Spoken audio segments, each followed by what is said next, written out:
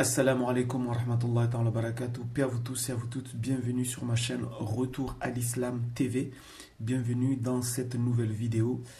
Donc, c'est la deuxième vidéo sur mes expériences de mort imminente. Donc, ici, je vais vous raconter la troisième expérience.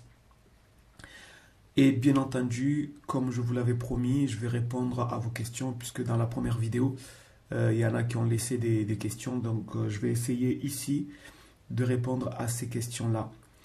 Et je vais aussi répondre à une question que vous ne m'avez pas posée, mais que j'ai vu que certaines personnes se la posent, c'est-à-dire qui sont réellement ces gens que nous voyons dans nos expériences, en tout cas les gens qui ont fait des expériences de mort imminente, qui sont ces gens? Parce que des fois, on voit des gens que nous avons connus dans notre vie, des gens qui sont décédés de notre famille, en tout cas certains racontent qu'ils voient tout ça. Eh bien, sachez que dans la troisième expérience que je vais vous raconter, eh bien, c'est vrai, puisque j'ai vu des gens, mais ensuite je vais vous dire ce que je pense vraiment de ces gens, de ce que nous pensons être les gens que nous avons connus dans notre vie ou les membres de notre famille. Je vais vous dire ce que moi j'en pense, mais avant ça, je vais vous raconter la troisième et ensuite on passera aux questions.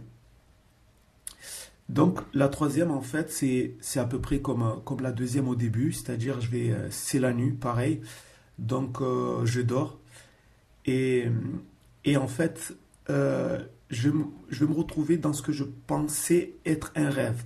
Parce que en fait ça commence toujours pareil, on a l'impression, en tout cas moi en tout cas, j'ai toujours l'impression que je suis dans un rêve et tout d'un coup les choses changent. Donc je me retrouve dans ce que je pensais être un rêve et en fait je me retrouve dans un endroit où je vois plein de personnes. Donc ces personnes c'était bien entendu, quand je dis des personnes, c'était pas des gens avec des lumières ou quoi que ce soit, mais c'était des êtres humains. Mais la majorité d'entre eux, voilà, je ne les connaissais pas, mais en tout cas c'était des gens assez, comment dire, assez gais, c'était des gens bienveillants, on va dire. Et à un moment donné, en fait, je vais reconnaître une personne que je connais dans cette vie. En fait, c'est la sœur d'un pote à moi. Donc, en fait, je vais la voir comme ça, et en fait, je vais la reconnaître. Et ce qui était bizarre, en fait, c'est que dans ce que je pensais être un rêve, cette sœur-là, je vais avoir l'impression comme si elle va essayer en fait de me charmer. Et c'est pour ça qu'à la fin, je vais vous dire pourquoi je pense que les gens que nous voyons là-bas, ce ne sont pas forcément les gens que nous avons connus dans ce monde. Mais vous allez comprendre ça. Donc la façon comment elle était habillée, en fait, elle était habillée à l'européenne, comme les jeunes filles d'aujourd'hui, bien sûr qui ne sont pas dans le din. En fait, elle était habillée avec une sorte de mini-short, en fait, qui vient jusqu'aux cuisses, etc., avec une sorte de débardeur. Mais voilà, elle était habillée un peu légèrement, on va dire. Et j'avais l'impression comme si elle voulait me charmer avec un sourire, etc.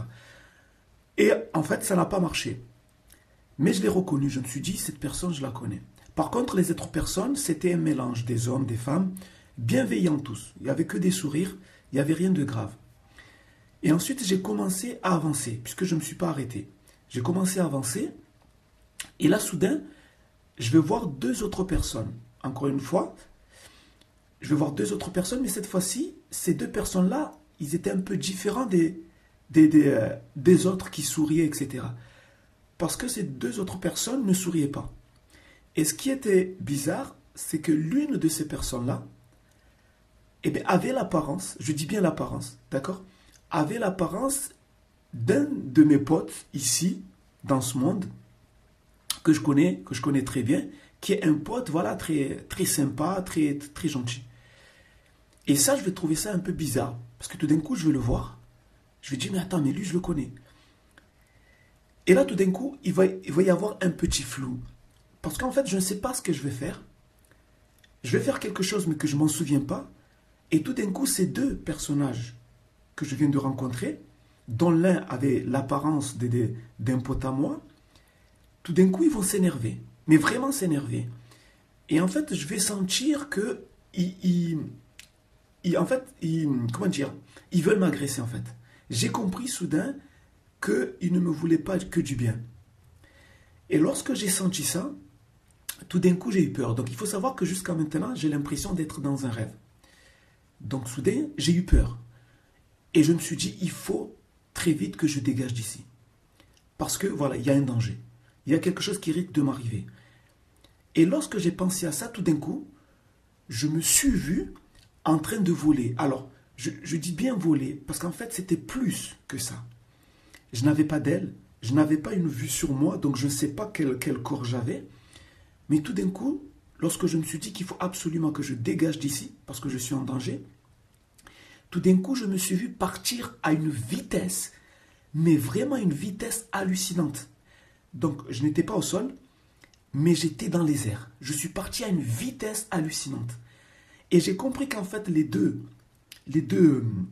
êtres-là que j'ai rencontrés, que j'ai senti qu'ils me voulaient du mal, tout d'un coup, sont partis derrière moi à une vitesse pareille, hallucinante.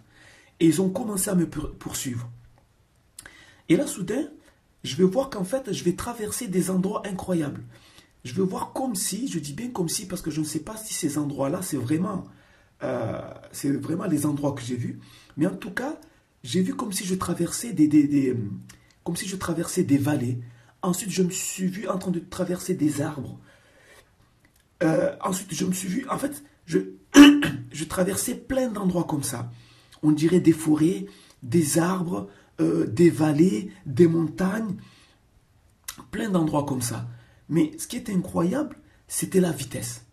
La vitesse hallucinante à laquelle on survolait tous ces endroits-là. Moi, mais aussi mes deux poursuivants.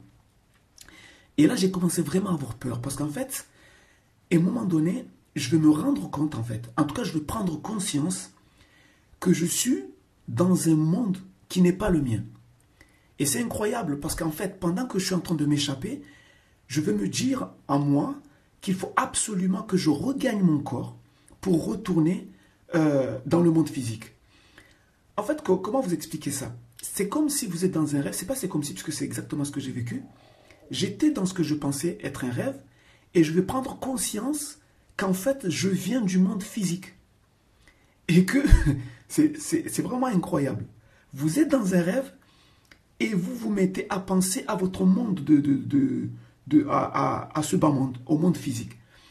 Et je veux me dire, il faut absolument que je regagne mon corps et que je retourne de là où je viens. Et ça, c'est incroyable parce qu'en fait, j'ai pris conscience que j'étais dans un rêve et qu'il fallait que je sorte de ce rêve pour retourner dans mon monde physique. Donc, ça veut dire que tous les souvenirs, en fait, de mon monde physique sont revenus. Ils sont tous revenus. Et là, je commence à me poser ces questions-là. Mais le problème, c'est que je ne savais pas par où aller. Par où aller. Et tout d'un coup, de loin, je vais tout d'un coup voir comme une gouffre. Comme un trou noir. Sincèrement, je ne sais pas c'était quoi. Mais je vais avoir l'impression comme si c'était une sorte de gouffre, une sorte de trou noir. Et là, tout d'un coup, je vais me dire, il faut que je passe par là. C'est ici la sortie. Et là, je vais accélérer encore plus et je vais plonger dans ce que je pense être un trou noir. Je ne sais pas exactement c'était quoi. Et là, je vais comprendre que mes deux poursuivants vont s'arrêter. Ils ne vont pas venir avec moi. Et c'est là où les choses vont commencer vraiment à se compliquer. Alors, il faut savoir que parmi les trois expériences que j'ai faites, celle-là, ce sera l'expérience qui m'a le plus fait flipper. Et ça, vous allez le comprendre. Ça m'a vraiment fait flipper. Et c'est la seule expérience où il y aura une petite référence. En tout cas, ce n'est pas une petite référence. Mais il y aura une référence par rapport à la religion et par rapport à Dieu. Rappelez-vous que dans les deux premières expériences, il n'y avait pas de référence à Dieu ou à la religion. Sauf que dans cette expérience, donc, il y aura une référence et ça, vous allez le comprendre. Donc, je vais plonger dans ce que je pense être une sorte de gouffre, une sorte de précipice, une sorte de trou noir. Je ne sais pas exactement c'était quoi. Et mes deux poursuivants vont s'arrêter. Et là, subhanallah, lorsque je vais plonger dedans, tout d'un coup, je vais me retrouver dans ce que je pense être une sorte, une sorte de grotte, une sorte Vous voyez quand vous avez un mannequin, vous voyez les mannequins, voilà. les mannequins que vous voyez souvent dans les magasins. Donc c'était un peu ça. C'est comme si je me retrouvais dans un mannequin à l'intérieur. Et soudain, je vais comprendre qu'en fait, cette chose qui ne bouge pas, eh bien c'est mon corps. C'est un truc de ouf. Donc je vais plonger et ensuite je vais me retrouver dans ce que je pense être une sorte de mannequin mort. C'est comme si c'était un tronc d'arbre mort. Et je suis à l'intérieur de ce mannequin et j'ai compris en fait que ce mannequin qui est là, eh bien c'est mon corps qui est inerte, qui est allongé sur le lit. Et là je vais comprendre que je suis dans mon corps qui est sur mon lit et je suis dans ma chambre. Et là le problème c'est quoi? C'est que j'avais tellement peur que j'ai essayé de me connecter à mon corps. Il y a quelque chose qui me disait qu'il faut vite que tu te connectes à ton corps. Mais j'ai eu l'impression comme si je n'arrivais pas à me connecter. En fait, je n'arrivais pas à prendre possession de mon corps. Il y a quelque chose qui bloquait. Et là, j'ai commencé à flipper.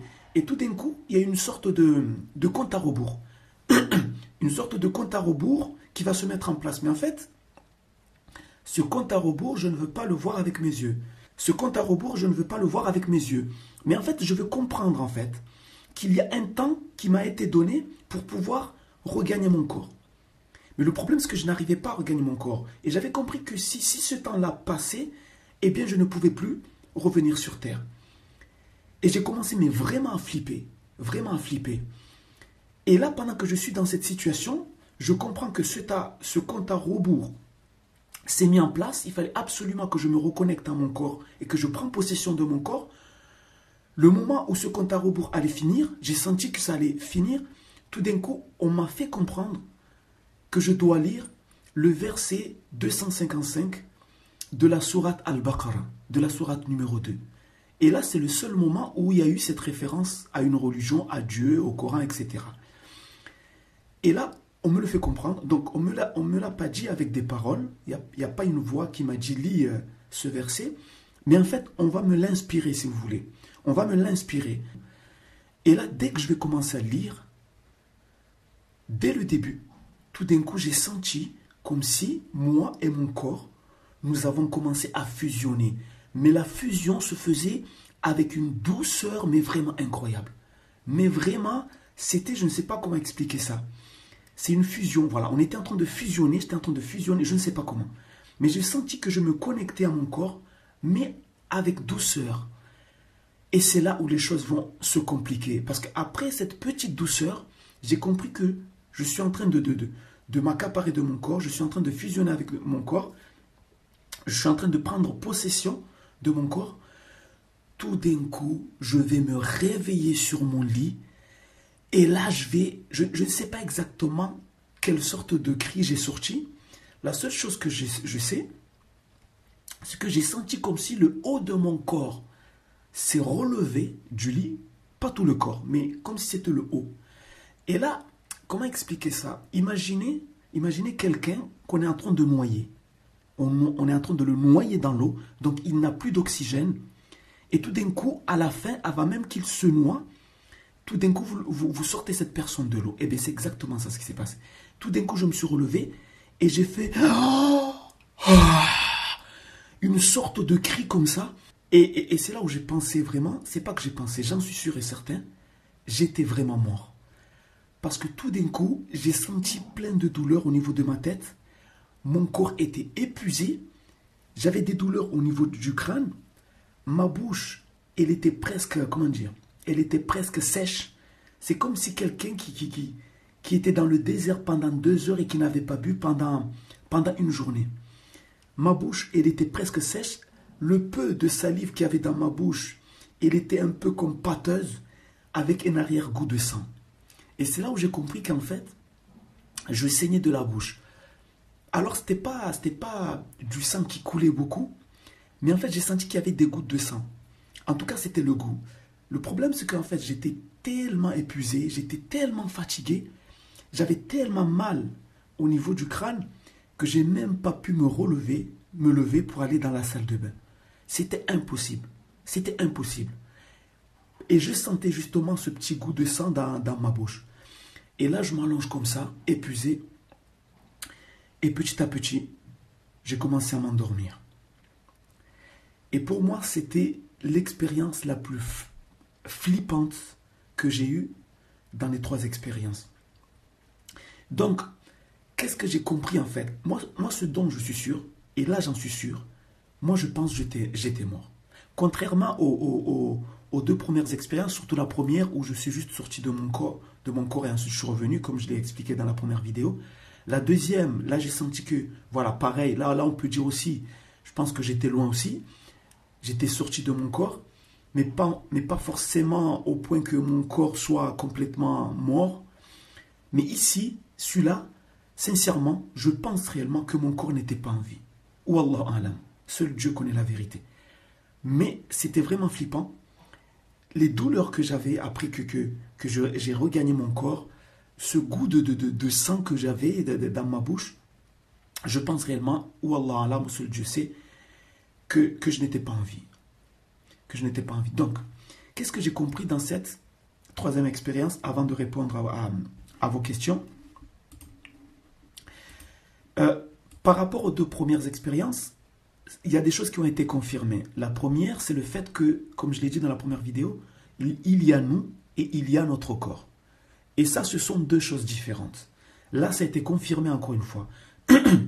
La deuxième chose que j'ai compris, ce sont ces personnes que j'ai vues là-bas. Donc, je vous avais dit qu'au début, il y a toutes ces personnes souriantes, très gaies, très gentilles. Et j'ai compris en fait que c'est ce que je pensais être des gens, en tout cas aujourd'hui, je pense que ce ne sont pas, ce n'étaient pas des gens. Comment dire ça? Je pense que dans ce monde-là, il y a des créatures, et je vais être direct en fait, je pense que ce sont des djinns, sincèrement, que ce sont des démons qui prennent l'apparence des gens que nous connaissons. Pourquoi? L'une des raisons qui m'a fait penser à ça, lorsque les jours qui ont suivi, j'ai commencé à réfléchir à ce qui m'est arrivé, c'est que déjà, les deux que j'ai reconnus, ce sont déjà des gens qui sont en vie. Qui sont en vie. Ils sont en vie, ce n'est pas des gens morts. Car il y a des gens, souvent, ils disent qu'ils ont vu les membres de leur famille décédés, etc. Et souvent, ils disent, voilà, je pense que ce sont leurs âmes, etc. Moi, je pense que ce ne sont pas leurs âmes. En tout cas, c'est mon avis. Je peux me tromper, c'est mon avis. Parce que moi, je pense que ces démons-là, eh bien, manque de peau, ils ont pris l'apparence des gens que je connaissais, certes, mais qui étaient en vie. Donc, je ne sais pas s'ils se sont trompés ou ils l'ont fait exprès. Mais moi, je pense que là-bas, il y a ces créatures-là qui essaient de nous tromper et qui souvent prennent l'apparence des gens que nous connaissons pour essayer de nous faire croire que nous avons vu les membres de notre famille ou les gens que nous avons connus sur Terre, ou nous faire croire que là-bas, tout le monde est heureux et gentil, etc. Moi, je pense qu'il y a une tromperie. En tout cas, c'est ce que moi, j'ai compris quelques jours après, quand j'ai commencé vraiment à penser à cette expérience. Je me suis dit, il y a anguille sur roche. Il y a un souci. Ça ne peut pas être les âmes des personnes que nous avons connues. Ces gens-là veulent nous tromper. Alors, pourquoi ils veulent nous tromper? Ça, seul Dieu le sait. Est-ce qu'ils veulent nous tromper en prenant l'apparence des gens que nous avons connus, par exemple, qui sont décédés, pour essayer de nous dire, regardez, malgré tout ce qu'ils ont fait sur Terre, ils sont quand même heureux ici, et donc nous devons continuer à faire des conneries? Vous comprenez ce que je veux dire? Je ne sais pas. Mais en tout cas, il y a cette tromperie. Rappelez-vous, dans la deuxième expérience, je vous avais dit qu'il y a eu ces êtres-là qui m'ont pris, qui m'ont remis dans mon corps. Donc, il y a sûrement dans cet univers-là des anges, je pense qu'ils sont des anges gardiens, qui ont pour objectif, comme je l'ai dit dans la première vidéo, eh bien, de nous ramener, lorsque notre temps n'est pas fini, de nous ramener dans notre corps. Mais il y a aussi ces démons qui sûrement sont aussi là-bas, qui eux essayent de nous tromper. C'est un peu comme dans ce monde, pour ceux qui sont croyants parmi vous, vous savez par exemple que le Coran nous dit que dans ce monde, il y a des anges protecteurs qui protègent les humains, mais il y a aussi des démons qui essayent de nous détourner. Donc je pense aussi dans cet univers-là, eh bien il y a aussi cela. Lorsque nos âmes vont là-bas, eh bien il y a à la fois des anges qui essayent de nous sauver, de nous ramener ici, peut-être aussi de nous protéger, mais il y a aussi ces démons qui essayent de nous tromper. Ça, c'est la deuxième chose que j'ai compris. L'autre chose que j'ai compris, c'est par rapport à toutes ces personnes qui font ces expériences. Et vous avez remarqué que il y a à la fois des croyants, il y a même des athées, des anciens athées, parce que je ne vois pas comment tu peux être athée après avoir fait ce genre d'expérience, mais des gens qui étaient athées, qui font ce genre d'expérience, il y a des chrétiens, il y a des juifs, il y a de tout. Et souvent la question qu'on peut se poser, comment ça se fait que nous tous, peu importe nos croyances, eh bien, on voit quand même presque la même chose. Sauf que selon notre croyance, eh bien, il y aura des choses qui vont plus nous parler. Par exemple, un chrétien peut voir peut-être Jésus, paix sur lui. Un musulman va voir peut-être le prophète Mohammed ou autre chose, ou je ne sais pas, ou il va entendre le Coran. Un athée va voir peut-être plus sa famille. Donc la question qu'on peut se poser, comment ça se fait que, voilà, peu importe nos croyances, eh bien, on fait tous la même chose. Moi, je pense qu'en réalité, en tout cas, ça c'est mon avis encore une fois, et ça c'est la troisième chose que je pense avoir compris. En réalité, ce qui est important, c'est pas ce que nous voyons, parce que la base, elle est la même. C'est-à-dire que nous quittons tous notre corps, qu'on soit athée, un ancien athée, un chrétien, un musulman, un juif, un bouddhiste. Dans ce genre d'expérience, nous sortons tous de notre corps. Donc ça, c'est le tronc commun. Après, je pense le fait qu'un chrétien va voir Jésus, qu'un musulman va voir ceci, va entendre le Coran ou quoi que ce soit, je pense que ça, c'est secondaire. Pourquoi? Parce que moi, j'ai l'impression que tout ça, le premier signe qu'on a envie de nous faire comprendre, c'est le fait qu'il y a une vie après la mort. C'est le fait que nous ne sommes pas ces corps, mais nous sommes des âmes. Et que lorsqu'on va quitter ce corps, nous allons aller dans l'autre monde. Et ça, c'est commun pour tout le monde. Athées, croyants, pas croyants, etc. Et je pense que c'est ça le message qu'on a envie de nous faire comprendre. Pour qu'ensuite, lorsqu'on regagne notre corps, pour qu'on puisse être des témoins. Et ensuite, c'est à chacun de nous de trouver la vraie voie. Mais le test continue. On reste ce que nous sommes dans la vie physique. Car le but, c'est tout simplement de nous faire comprendre qu'il y a une vie après la vie d'ici-bas, pour que nous puissions être des témoins. C'est pour ça que je pense que toutes les personnes qui ont fait ce genre d'expérience doivent témoigner de cela. Surtout aujourd'hui où on vit dans des sociétés où l'athéisme prend beaucoup de poids. Ou comme je l'ai dit dans la première vidéo, où beaucoup de scientifiques, beaucoup d'écrivains essaient de nous faire croire que nous sommes que des corps. Et qu'après ce corps, ça y est, on ne revient plus, on ne vit plus. Hein? Tous ceux qui sont à fond dans le matérialisme, hein? Les athées matérialistes, et ils sont nombreux aujourd'hui. Et je pense que ceux qui ont fait ces expériences ont l'obligation de témoigner. C'est pour ça que moi aussi je me dis, je dois témoigner par rapport à ça. Voilà, ça c'est certaines choses que j'ai compris et que j'essaie de partager avec vous. Maintenant, seul Dieu connaît réellement la vérité. Maintenant, je vais répondre à certaines de vos questions.